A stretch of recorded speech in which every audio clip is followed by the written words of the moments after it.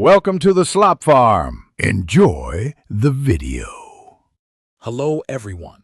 If your BMW X3 glove box is showing signs of peeling, you are not alone. This is a common issue where the material on the glove box lid or cover starts to separate.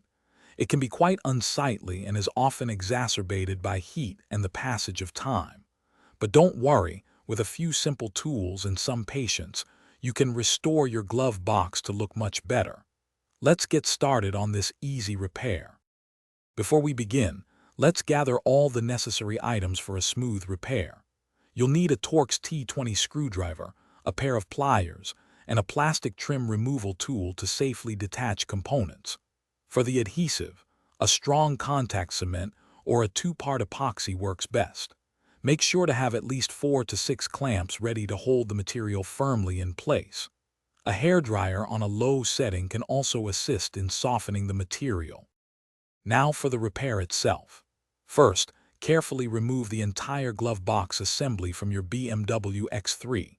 Once removed, gently separate the peeling cover from the main door. Clean both surfaces thoroughly to ensure the new adhesive bonds properly. Apply a thin, even layer of your chosen strong adhesive to both the cover and the door. Carefully reattach the cover, ensuring perfect alignment. Then, firmly clamp the reattached cover for at least several hours, or even overnight, to allow the adhesive to fully cure. Once the adhesive has fully cured, you can reinstall the glove box by simply reversing the removal steps.